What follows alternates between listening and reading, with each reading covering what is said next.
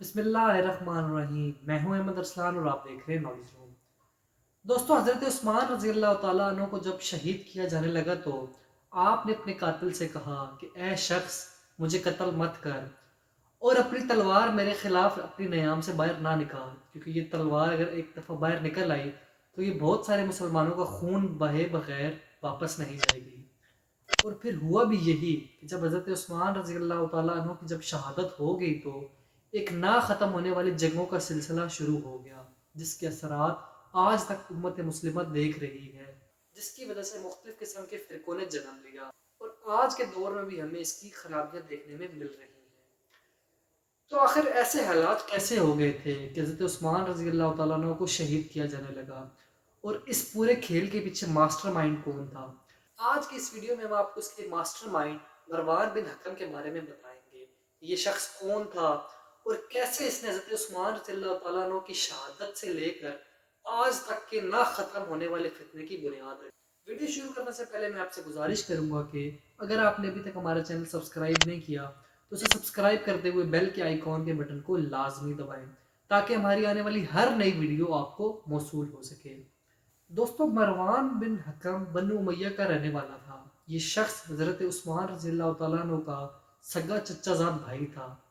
اس کا باپ حضرت عثمان رضی اللہ تعالیٰ عنہ کا چچا تھا. اس کے باپ کو رسول اللہ صلی اللہ تعالیٰ علیہ وسلم نے لانتی ابن لانتی کہا تھا، اور یہی وہ شخص تھا جس کو حضور صلی اللہ تعالیٰ علیہ وسلم نے اپنی پوری زندگی کے اندر مدینہ شریف سے باہر رکھا، اور آپ نے اسے شہر بدر کر کر طائف کے اندر بھیج دیا، اور آپ نے یہ اعلان فرمایا کہ میرے بعد آنے والے خلفاء اس کو اور زیادہ دور رکھیں گے. علامہ ابن اسیر اپنی کتاب اسط الغابہ کے اندر اس دلچسپ واقعے کو بیان کرتے ہیں. اب فرماتے ہیں کہ یہ شخص حضور صلی اللہ تعالیٰ علیہ وسلم کی نقلیں اتارا کرتا تھا.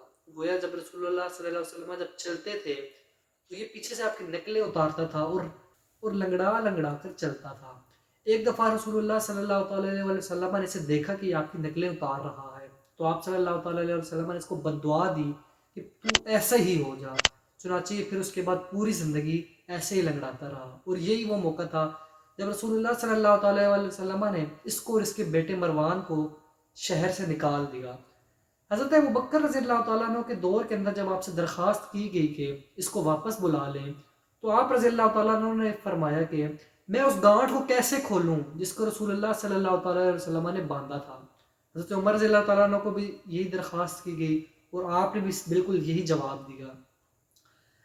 جبکہ حضرت عثمان رضی اللہ تعالیٰ عنہ جب خلافت کے اوپر گامزن ہوئے تو آپ رضی اللہ تعالیٰ عنہ نے اس کو واپس بلا لیا.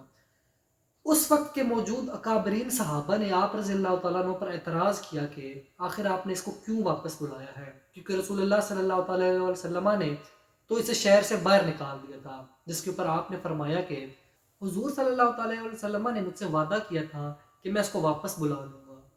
چنانچہ آپ رضی اللہ تعالیٰ عنہ نے اس کے اوپر اجتہاد کرتے ہوئے اس شخص کو واپس بلا دیا. اور پھر بات یہاں تک نہیں رکی بلکہ اس شخص کو وہ باغ بھی دیا جس کو باغ فدق کہتے ہیں، جس کے اوپر حضرت فاطمہ رضی اللہ تعالیٰ عنہ نے ایک دفعہ حضرت صدیق اکبر رضی اللہ تعالیٰ عنہ کے سامنے ایک کلیم کیا تھا. وہ باغ بھی اس کو دیا گیا، اور ساتھ ہی ساتھ افریقہ سے آنے والے سالانہ 4 لاکھ درہم بھی اس کو دے دیے گئے. اور بات صرف یہاں تک نہیں رکی بلکہ حضرت عثمان رضی اللہ تعالیٰ عنہ نے مروان کو اپنا داماد بھی بنایا اور ساتھ ہی ساتھ اسے اپنا سیکٹری بھی بنا لیا. دوستو اس مروان کی پیدائش کا واقعہ بھی بڑا دلچسپ ہے. جب یہ پیدا ہوا تو اس کو آپ صلی اللہ تعالیٰ علیہ وسلم کے پاس برکت کے لیے لایا گیا. رسول اللہ صلی اللہ تعالیٰ علیہ وسلم نے جو ہی اسے دیکھا تو آپ صلی اللہ تعالیٰ علیہ وسلم نے فرمایا کہ یہ لانتی ابن لانتی ہے، اور آپ صلی اللہ تعالیٰ علیہ وسلم نے اس کے لیے دعا کرنے سے انکار کر دیا. ایک دفعہ اس مروان کو حضرت علی رضی اللہ تعالیٰ عنہ نے دیکھا تو آپ نے اسے دیکھ کر فرمایا کہ اللہ تیرا بیڑا غرق کرے اور تجھے ذلیل کرے، کیونکہ تو اور تیری اولاد امت مسلمہ کی ہلاکت اور شرمندگی کا باعث بنیں گے. اسی طرح ام المومنین سیدہ عائشہ صدیقہ رضی اللہ تعالیٰ عنہا آپ فرماتی تھیں کہ قرآن پاک کے اندر جو آیت شجر خبیثہ کے بارے میں آئی ہے اس سے مراد مروان اور اس کا باپ ہے. حضرت شاہ عبدالعزیز رضی اللہ تعالیٰ عنہ جو کہ پاک و ہند کے اندر سب سے بڑے عالم مانے جاتے ہیں اور سب سے معتبر عالم مانے جاتے ہیں، آپ نے اپنی کتاب کے اندر یہ لکھا ہے کہ اس مروان پر لعنت کرنا اہل بیت سے سچی محبت کی نشانی ہے۔ گویا یہ مروان اس کریکٹر کا آدمی تھا۔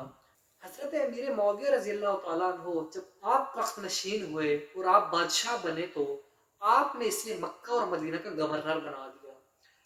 گویا اس شخص نے اپنی چالاکی اور عیاری کے باعث حضرت امیر معاویہ رضی اللہ تعالیٰ عنہ کو بھی پھنسا لیا۔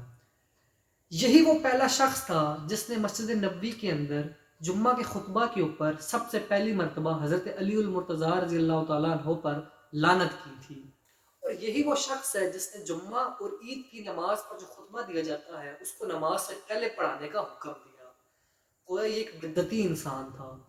اس کی اور بھی بہت ساری خباستیں ہیں۔ یہ حضرت علی سمیت کئی سارے صحابہ کے اوپر لعنت کرتا تھا۔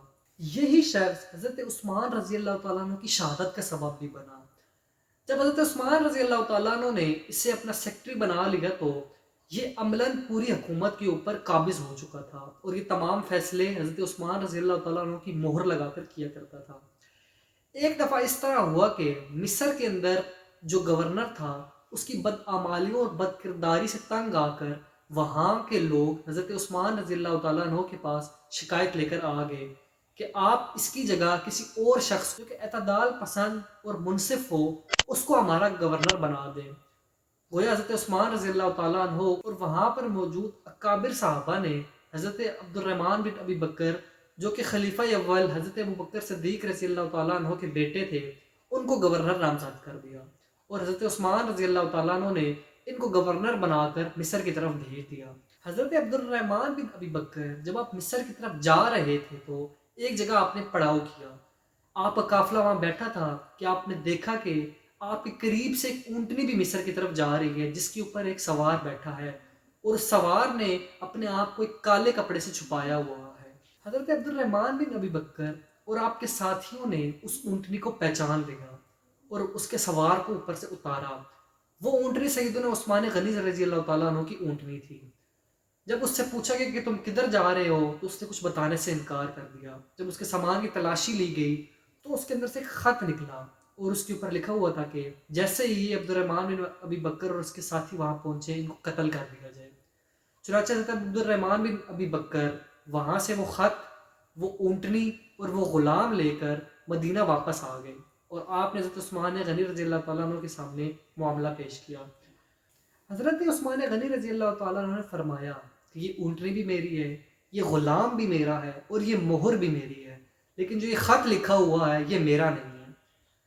جب اس معاملے کی تحقیق کی گئی تو پتہ چلا کہ اس کے پیچھے مروان کا ہاتھ ہے۔ جو ہی مروان کو پکڑنے لگے تو یہ بھاگ گیا وہاں سے۔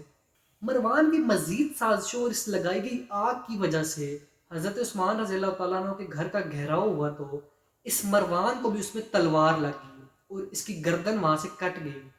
اس کے بعد سے اس کی گردن چھوٹی اور اس کا منہ بڑا ہو گیا، اور یہ اسی طرح کی بدصورتی کے اندر مبتلا ہو گیا، اور چنانچہ مروان کے لگائے ہوئے اس فساد کے اندر حضرت عثمان غنی رضی اللہ تعالیٰ عنہ جام شہادت نوش فرما گئے۔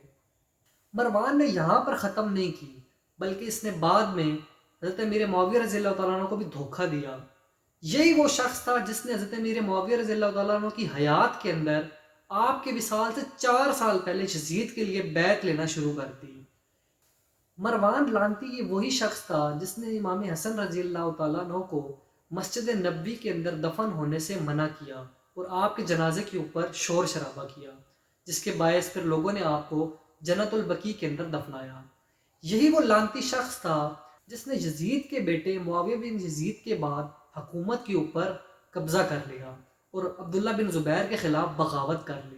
مروان کا ہی بیٹا عبد الملک تھا جس نے حضرت عبداللہ بن زبیر رضی اللہ تعالیٰ عنہ کو شہید کیا، اور یہ ساری کی ساری پلاننگ بھی مروان کی تھی۔ اگر آپ کو ہماری یہ ویڈیو پسند آئی ہے تو اسے لائک کریں، اپنے دوستوں کے ساتھ شیئر کریں، اور مزید اس طرح کی ویڈیوز کے لیے ہمارے چینل کو سبسکرائب کریں۔ شکریہ۔